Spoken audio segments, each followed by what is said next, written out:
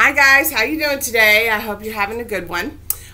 So I am doing another lesson for you today, and we're going to do review pages, page 23 and do 24. So here is my friend Frodo. As usual, we'll start with tuning. Really quick before we get started, I want to remind you I've got the bonus video of the bluegrass favorites that my brother and I recorded for you this week. And our trivia question of the week. We have learned about two composers who lost their hearing during their careers. The first one was the German composer Ludwig von Beethoven. The second one was a Russian composer. So feel free to text me and let me know what the answer is. I'd love to hear from you and get some feedback. And yeah. Okay, great. So let's start with our tuning. Here we go.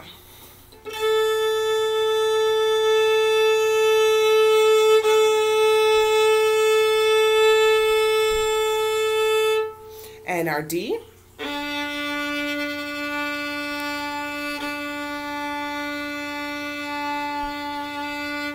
And G.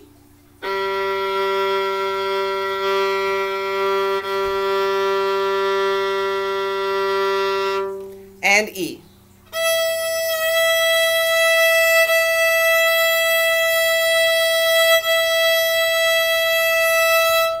All right, and I lost Frodo. All right, here he is. Good. So we're going to do our finger pattern drills. Okay, we're going to do them on the A string today.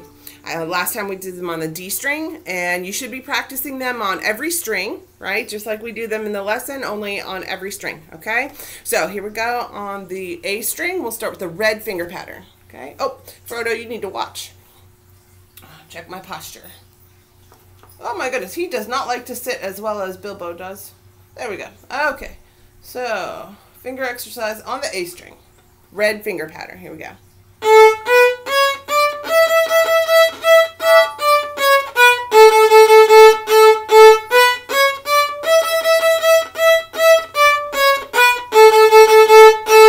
All right. And now the blue finger pattern. So with our second finger right next door to the first finger, right? Okay.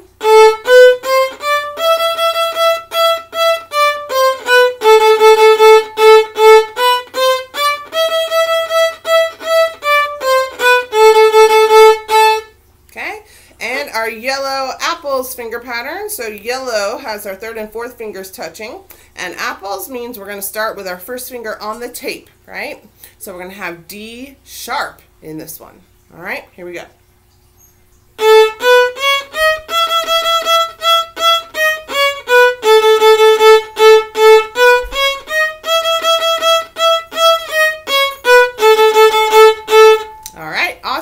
And finally, yellow bananas. So we're going to move our first finger down to the flat position, so B flat, and then whole step 2, whole step 3, half step 4. All right, here we go.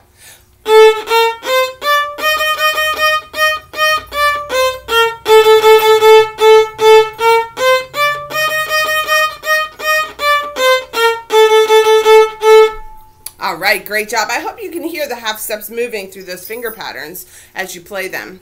All right, so let's start in by reviewing our, let's see, which song do I like the best? We're going to go ahead and review number 105 and 107. So 105 was the Slovakian folk song, and 107 was the one I can't pronounce, the Essential Elements quiz, Ein Kailakainu. And remember, we're in our new key signature B flat, which has B flat and E flat in the key signature. All right. So let's go ahead and play them. 105, Slovakian folk song.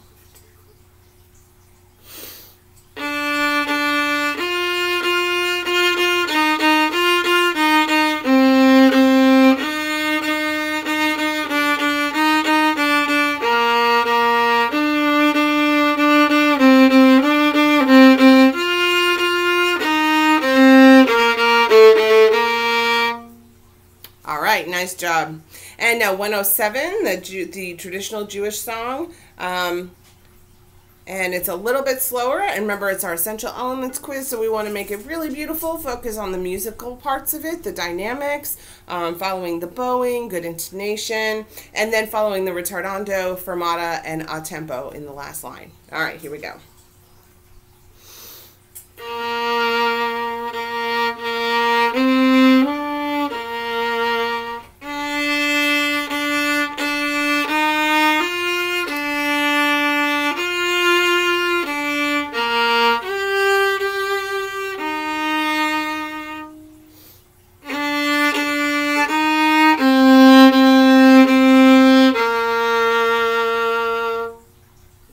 All right, great. So we're going to go ahead and move on to page 24.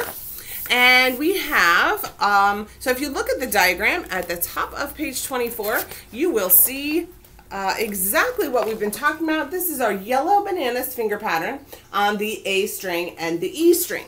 Now, when we put our fourth finger in that space between the third and fourth finger tapes, we are playing those notes flat.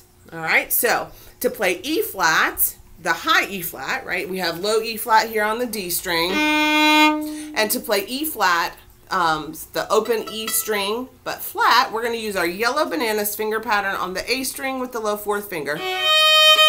So here's E flat on the D string and E flat on the A string. Okay? Now, if we move all of that over to the E string and do our yellow bananas finger pattern there, right, when we have our regular blue or red finger pattern, our fourth finger's on the tape, we're playing B. So to flat it, we're going to move it a half step away from our nose. Okay, so to make a note higher, you want it to go towards your nose. To make a note lower, you go away from your nose.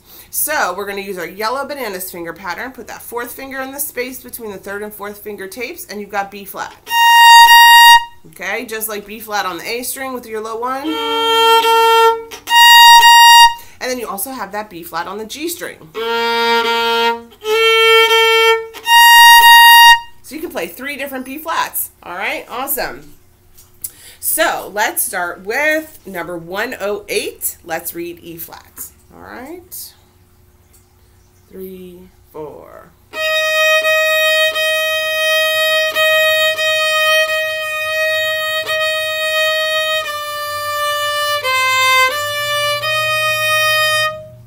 All right, that wasn't too difficult. All right, and 109, technique tracks. Okay, we're going to use our E flat and B flat. All right, so it's just our yellow bananas finger pattern put to music, put to notes. Okay, here we go.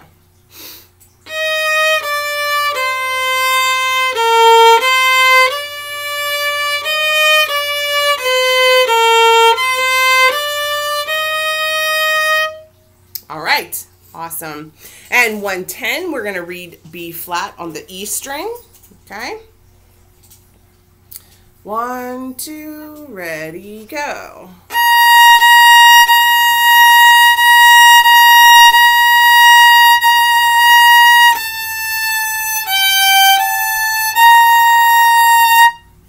Awesome. And 111, technique builder. We're going to practice all of those notes again in a different order. All right, here we go.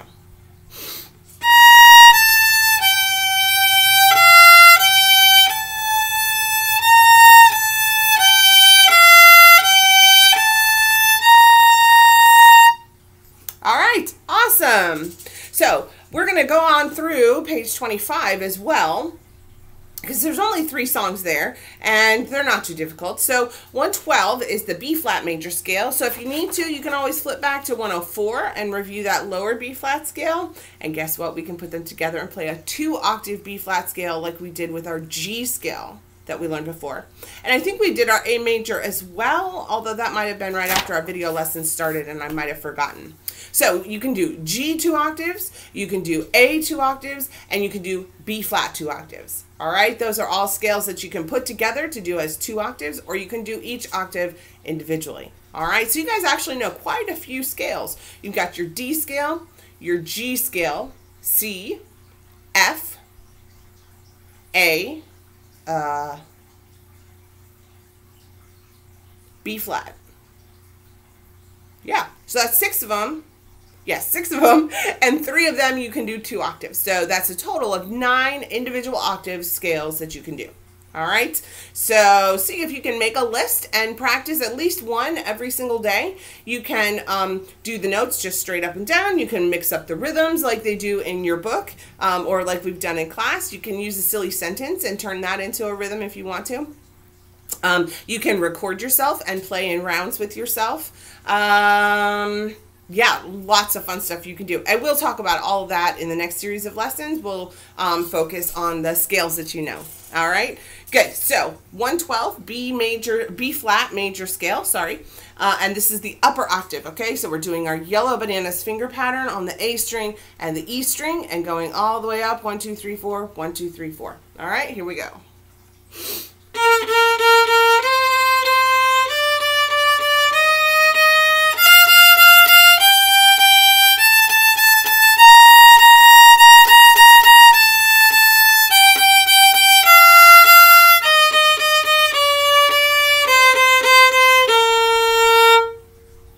All right, awesome. That wasn't too difficult. All right, so 113, the mountain deer chase. Remember, I'm on page 25 here. I'm kind of blowing ahead, but I think you can do this. So the mountain deer chase is a North American folk song, and I have heard it before. I can't think of a context, but again, the repeated melodies make it really nice and easy to make it musical by changing dynamics. Okay, it's a really simple thing we can do to music to add intensity to it. All right, so, and it's the same pattern as the scale we just played, ta-ti, ta-ti, ta, ta, ta-ti, ta-ti, ta, ta. The only difference is the tas are staccato, okay? We didn't have staccato markings in our scale, but we have staccato markings in the song. All right, here we go. I'm gonna go ahead and play it, and again, pause and rewind, right? Use those tools to help you learn it, so if you wanna listen to it first, and then pause and try to play it, then rewind and play it with me, lots of things you can do. Good. Okay, so mountain deer chase. Here we go.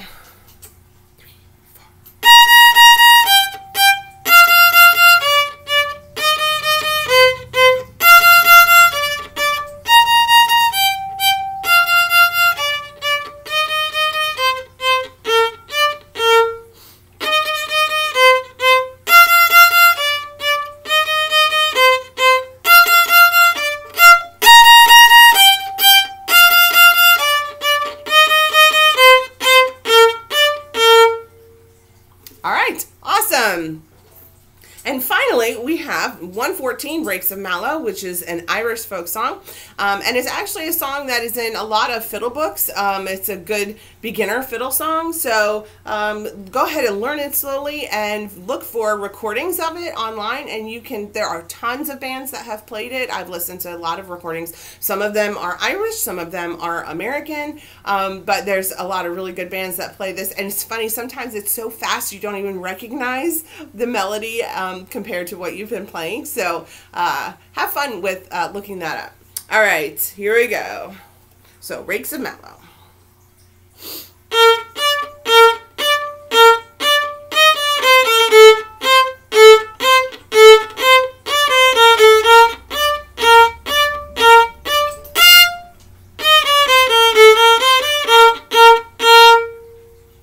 Good, okay.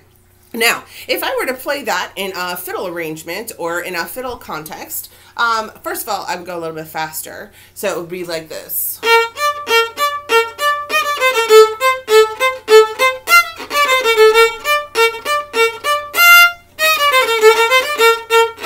Okay, and there are different little tricks and tools that that fiddle players use so that they save time and energy and they can go faster.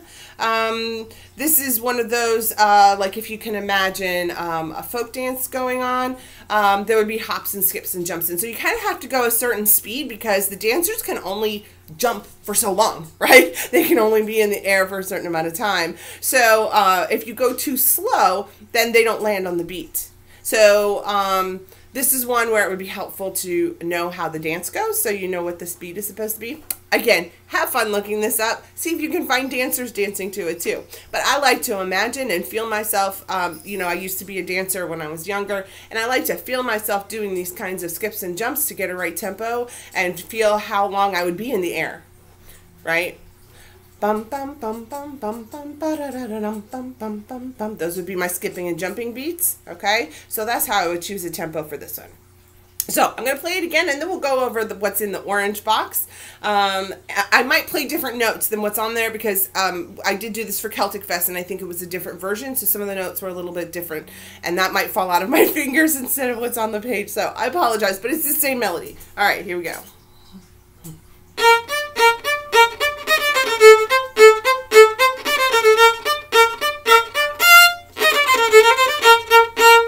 All right, there we go.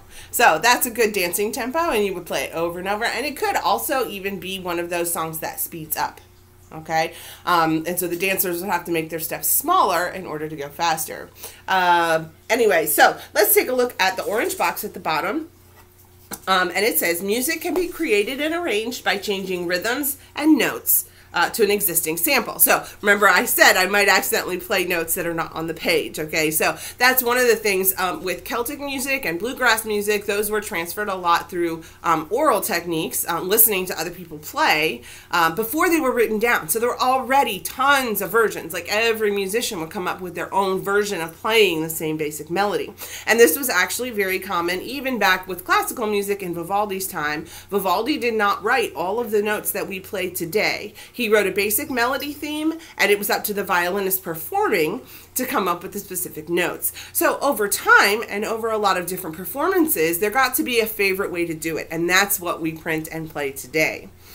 So with the Celtic music, even now you can look up recordings and find 5 or 6 different variations, different ways of playing it. And usually the changes are just in little bowing techniques or in the turns of the notes. And you'll see here in the 2 little examples if you try to play through them, which it helps if you memorize the melody a little bit, but you'll get the idea. So go ahead and feel free to record your own version of Rakes of Mallow. After you've listened to it and played it a bunch, send me a recording because I would love to hear you hear your arrangement of Rakes of Mallow. All right, so example number 1, instead of the notes that are written, if we played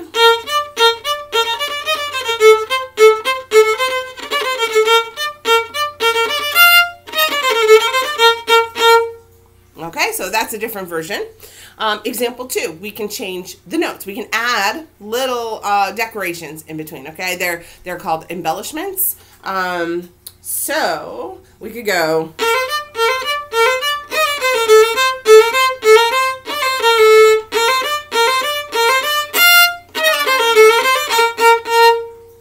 Okay, let's see, the version I learned. Yeah, went up to F. Let's see. And we had some slurs in there, yeah. Just have fun with it. Have fun researching it. Have fun experimenting with it. I will confess, in my practice time when I was your age, I did not experiment when we had exercises like this. And I regret it now because experimenting now that I'm so much older is so much harder. So have fun with it, and I will see you later. Bye.